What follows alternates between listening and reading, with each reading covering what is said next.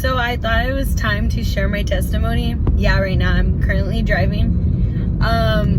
So it was in 2016 when I got saved. I was in a relationship for 3 years that was both abusive and emotionally abusive. And for some reason, I thought I was gonna marry this guy. I moved to Corpus. I lived with him for about half a year. And one day, it was Valentine's Day. And on that day, we realized we weren't for each other. And then he just told me that he doesn't love me anymore and that I need to leave. Remember, I went to college over there and I moved in with him. I went my whole like I changed everything to be with this guy. And then for him to tell me, hey dude, I don't like you anymore, I don't love you anymore, it's over. And then that was like February 2016. And then I got into a depression. I hated everyone. I just wanted to drink all the time. I wanted to smoke all the time. I wanted to be high off something all the time, right? And what's it called? So I went into harder drugs. First it was marijuana, and then it was coke, but cocaine never got me. Then I went to spring break. I went with my friends. We went to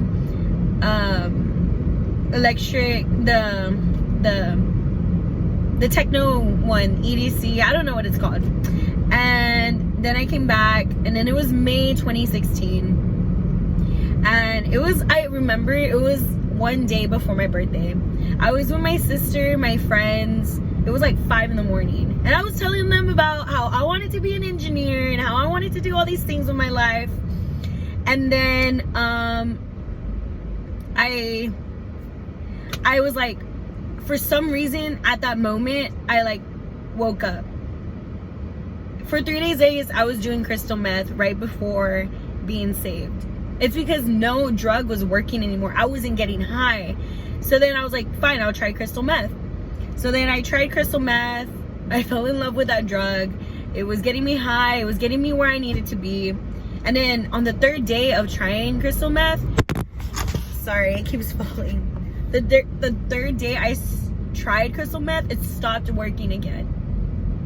And this is Thursday night transitioning to Friday morning, May 20th, I believe, of 2016. And then I was like, I need Jesus.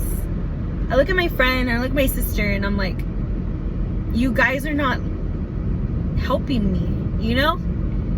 And I was like, I try to seek peace and love in a relationship.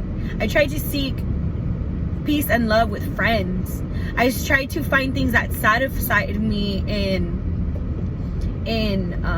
drugs. The drugs, yes, it would pleasure me for like a little bit. Then I was back to feeling like horrible and not good about myself and insecure. And well, I went to my uncle's house at 10 in the morning. Remember, I just came from smoking and drinking at 5 in the morning.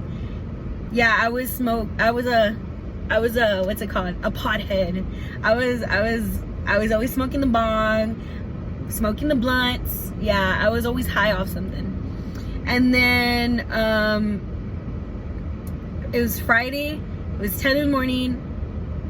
I got in my car. I drive to my uncle's house, and I'm calling him, and I'm crying. Like, I am crying. Like, man, like, I already knew what was gonna go down. I already knew what I was gonna do and what I was gonna say and everything. So I call him. I'm like, I need Jesus. I need Jesus. So I drive to his house. I get there. I look at my grandma, and I start bawling again because I had to fix my makeup. I didn't want them to see me crying. And I just start bawling again, and I'm crying. And she's like, oh my gosh, she just takes me to my uncle. And then my uncle, he's like, comes out, he's like praising the Lord. And we get into the living room and I'm like, I need Jesus.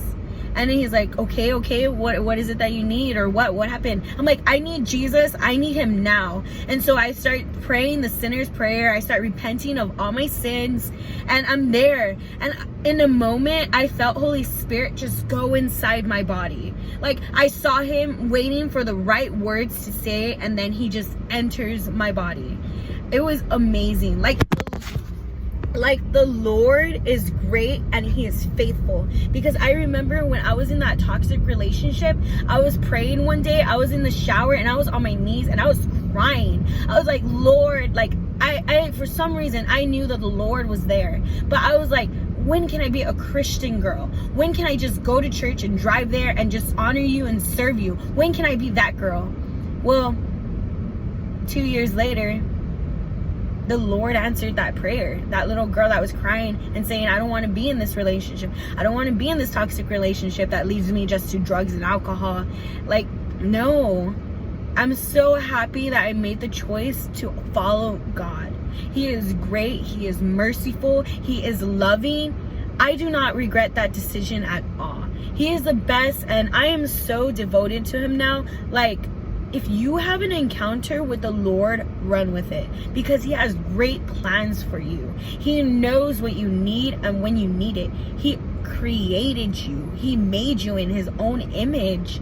So you don't need to find your worth in drugs and alcohol, in a person. You need to find your worth in the Lord until he can satisfy you, until he can do all that. You need to have a relationship with the Lord. And well, I'm gladly serving my church, the Bula Hermosa, right now. It's gonna be 4 years since I've been sober and saved. It will be 4 years in May, and I'm so happy that I'm here. And when I look back,